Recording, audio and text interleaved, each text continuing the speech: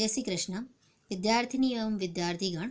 अगले तास में हम इकाई नंबर 6 भरत, जिसका प्रकार है एकांकी, जिसके लेखक है राजा लक्ष्मण सिंह, जिसमें हमने इकाई तो खत्म की, उसके साथ विकल्प, रिक्त स्थान और सही वाक्यांश, बड़े प्रश्न देखे। आज हम छोटे प्रश्न की ओर आगे बढ़ेंगे। निम्नलिखित प्रश्नों के उत्तर दो दो वाक्य में लिखे, या फिर निम्नलिखित प्रश्नों के एक दो वाक्य में उत्तर लिखिए। पहला है, ऋषियों ने बालक का नाम सर्वदमन क्यों रखा? ऋषियों ने बालक का नाम सर्वदमन क्यों रखा? बालक वन के पशुओं के बच्चों के साथ निडर होकर खेलता था। उसके इसी साहसी और निर्भीक स्वभाव के कारण ऋषियों ने उसका नाम सर्वदमन रखा। बच्चों, ये छोटे प्रश्न हैं, इसलिए इसमें आप कवि लेखक का परिचय या फिर प्रकार लिखना आपके लिए ज़रूरी नहीं है। लेकिन हाँ, एक बात ज़रूर से ध्यान दीजिएगा कि आप जब भी प्रश्न का उत्तर लिखो, तब प्रश्न है वह शुरुआत में या फिर आखिर में पुनरावर्तित होना चाहिए।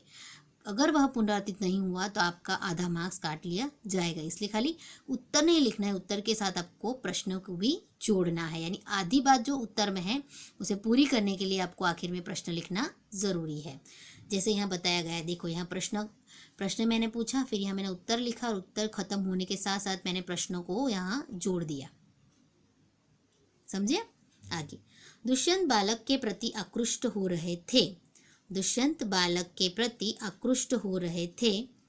उत्तर, बालक स्वस्थ, सुंदर, निर्भीक तथा हठीला था। उसकी इन्हीं विशेषताओं पर मुग्ध होकर दुष्यंत उसके प्रति आकृष्ट हो रहे थे। तीसरा, दुष्यंत ने पुरुवंशीय जीवन की कौन सी दो रीतियां बताई? दुष्यंत ने पुरुवंशीय जीवन की कौन सी दो रीतियां बताई? उत्तर देखिए, जहां मैंने प्रश्न पुनरावर्तित किया है। दुष्यंत ने पुरुवंशीय जीवन की ये दो रीतियां बताई। पहली, वे युवावस्था में महलों में रहकर पृथ्वी की रक्षा और पालन करते हैं। नंबर 2, वृद्धावस्था में वे तपस्वियों के, यहाँ जितेंद्रिय भी आप लगा सकते हो, जितेंद्रिय तपस्वियों के आश्रम में वृक्षों के नीचे कुटी बनाकर रहते हैं। नंबर 4, दुष्यंत के क्या कहने पर बालक ने सिंह शावक को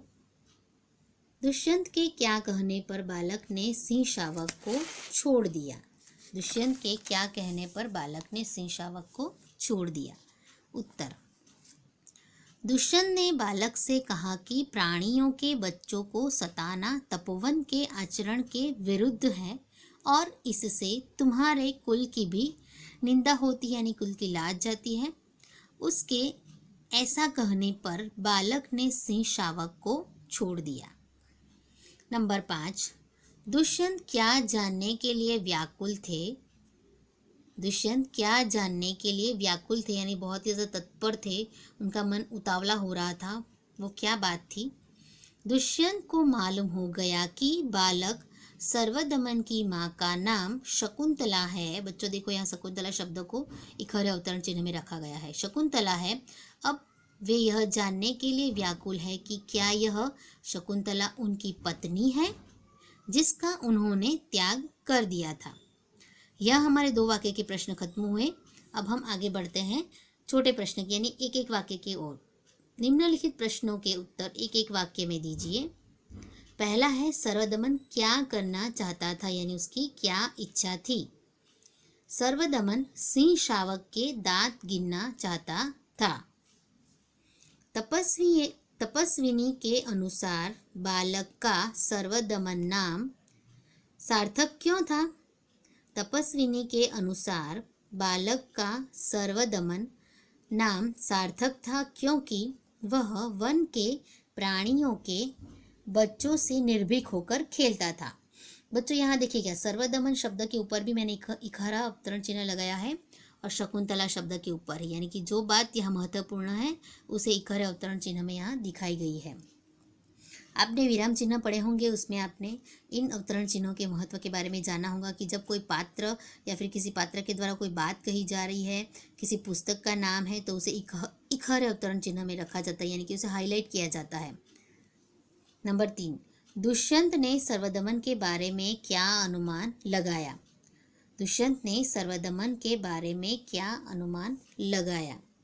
दुष्यंत ने सर्वदमन के बारे में अनुमान लगाया कि यह बालक अवश्य किसी तेजस्वी वीर का पुत्र है। नंबर 4, दुष्यंत सर्वदमन की हथेली को देखकर क्यों चकित रह गए? दुष्यंत सर्वदमन की हथेली को देखकर क्यों चकित रह गए? दुष्यंत सर्वदमन की हथेली को देखकर चकित रह गए क्योंकि उसमें चक्रवर्तियों के लक्षण थे और कमल के समान सुंदर थी।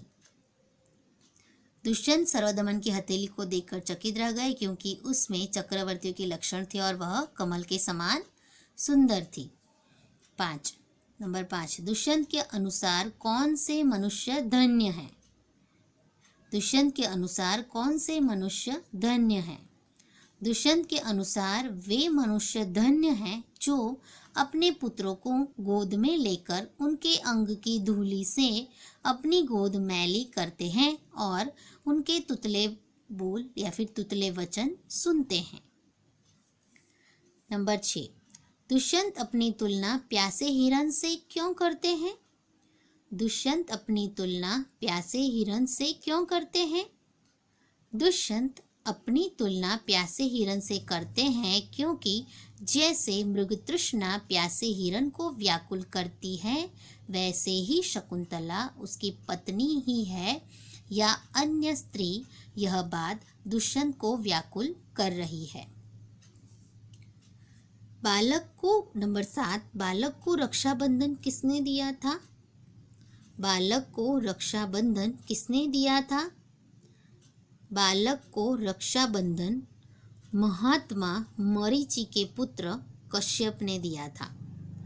बालक को रक्षाबंधन महात्मा मरीचि के पुत्र कश्यप ने दिया था। दोबारा मैंने पढ़ा, इसका मतलब बच्चों यहाँ स्पेलिंग या फिर यहाँ जो भी मरीचि की स्पेलिंग यहाँ लिखी गई है वो स्पेलिंग को आप ध्यान में रखिएगा। ह्रस्वई और दीर्घई किस प्रकार की गई, यहाँ कश्यप भी किस प्रकार लिखा गया है, क्योंकि ये छोटी मोटी अगर गलती आपसे हो जाएगी तो आपका आधा मार्क्स कट जाएगा। भले ही आपका जवाब सही हो, आपने महात्मा मरीचि लिखा, आपने कश्यप लिखा, लेकिन आपने अगर इसे गलत तरीके से लिखा, कोई भी इसमें वर्तनी शुद्धि नहीं रही, मतलब वर्तनी में इसमें वर्तनी लेके जोड़नी, वर्तनी में अगर आप चूक गए, यहाँ च में आपने दीर्घई कर दी या फिर र में आप ह्रस्वई आपने कर दिया, यहाँ श पे आपने यहाँ काना दे दिया, खड़ी रेखा दे दी, तो इससे भी आपका आधा मार्क्स कट सकता है। इसलिए आप वर्तनी में यानी कि जोड़नी में ज़रूर से आप अच्छी तरीके से ध्यान दीजिएगा। नंबर 8, रक्षाबंधन के सांप न बनने पर दुष्यंत क्या अनुभव करते हैं? रक्षाबंधन के सांप न बनने पर दुष्यंत क्या अनुभव करते हैं? उत्तर, रक्षाबंधन के सांप न बनने पर दुष्यंत अपना मनोरथ पूर्ण होने के आनंद का अनुभव करते हैं। नंबर 9, शकुंतला किसकी पुत्री थी? शकुंतला यानी कि सर्वदमन की माता, जिसका परिचय हमने प्रस्तावना में लिया था, लेकिन जिसका जिक्र इस इकाई में नहीं है, वो है मेनका। मेनका नामक अप्सरा, जिनकी यह पुत्री है। मैंने तो आपको पूरा परिचय जिसमें दिया था, जिसमें आपको बताया था कि किस प्रकार जब दुष्यंत ने छोड़ दिया था, उनका इनकार कर दिया था, तब मेनका जो है वह अपनी पुत्री को ले जाती है और वहाँ उसे ऋषि के आश्रम में दे देती है और वहीं उनका लालन पालन होता है। यानी शकुंतला किसकी पुत्री थी? शकुंतला। इसका उत्तर आपको आपकी इकाई में नहीं मिलेगा, आपकी एकांकी में नहीं मिलेगा, इसलिए मैंने जो आपको प्रस्तावना में शुरुआती बात बताई थी उसकी ओर ध्यान दीजिएगा, जिसमें मैंने मेनका नामक अप्सरा की बात आपके सामने कही थी। बराबर, तो शकुंतला मेनका नाम की अप्सरा की पुत्री थी। किसकी पुत्री थी शकुंतला? मेनका नाम की अप्सरा की पुत्री थी। बच्चों, यहाँ एक बात की ओर मैं आपका ज़रूर ध्यान देना चाहूँगी कि आप जब भी 1-2 वाक्य के प्रश्न या फिर एक ही शब्द के प्रश्न, जो भी आप प्रश्न उत्तर आपको पूछे जाए, उसमें आप वर्तनी शुद्धि पर बिल्कुल ध्यान दीजिए। जहाँ अल्प विराम दिया है, जहाँ पूर्ण विराम दिया है, जहाँ अर्धचंद्र बिंदी लगाई है या फिर जहाँ अनुस्वर दिया है, जहाँ जोड़े हुए शब्द हैं, इन सारे शब्दों को लिखते समय आप इस बात को ज़रूर से समझें कि उन सारी चीज़ों को सही तरीके से लिखना बहुत ही ज़रूरी है। अगर आप उस लिखाई में जहाँ भी आपने गलती कर दी तो वहाँ आपकी वर्तनी शुद्धि गलत हो जाएगी और जिसकी वजह से आपके मार्क्स काट लिए जाएंगे। जिस प्रकार इंग्लिश में भी आपने जो लिखा है उसका मीनिंग टीचर को समझ रहा है, लेकिन स्पेलिंग गलत है तो टीचर स्पेलिंग के मार्क्स काट लेते हैं। उसी प्रकार अगर यहाँ आपने जो लिखा है उसका मीनिंग मुझे समझ रहा है, लेकिन अगर उसकी वर्तन यानी कि उसकी लिखाई में कहीं कोई गलती है तो मैं उसके मार्क्स ज़रूर से काट लूँगी, इसलिए वन वाक्य के प्रश्न में यानी कि 1-2 वाक्य के प्रश्न में ये बात ज़रूर से ध्यान दीजिए। कहाँ चंद्र बिंदी लगाई, कहाँ पूर्ण विराम है, कहाँ एक हर अवतरण चिन्ह है और कहाँ किस प्रकार अर्धचंद्र बिंदी या फिर अलग तरीके से चिन्ह किए गए हैं, 2 शब्दों को जोड़ा गया है, अलग तरीके से किसी बात को पेश किया गया है, या फिर पूरा उत्तर जब लिखो तब उसमें प्रश्न शुरुआत में या आखिर में उसे रिपीट करना, पुनरावृत्ति करना, ये सारी बातें आप ज़रूर से कीजिएगा बच्चों, वरना आपके मार्क्स काट लिए जाएंगे। क्योंकि आपको जो है यह बात आखिर तक ध्यान रखनी है, ताकि अगर आप ये प्रश्न लिखने में अगर आप सही साबित हो गए, अगर आपने गलतियां नहीं की, तो आगे जाकर बोर्ड के एग्ज़ाम में भी अगर आप प्रश्न इस तरीके से अटेंड करोगे, फिर वो गुजराती विषय हो या संस्कृत हो, लेकिन अगर आपने वर्तनी शुद्धि पर ध्यान दे दिया तो आपको उस प्रश्न के लिए जो मार्क्स होगा 2 मार्क्स या फिर 1 मार्क्स वो आपको अवश्य मिल जाएगा।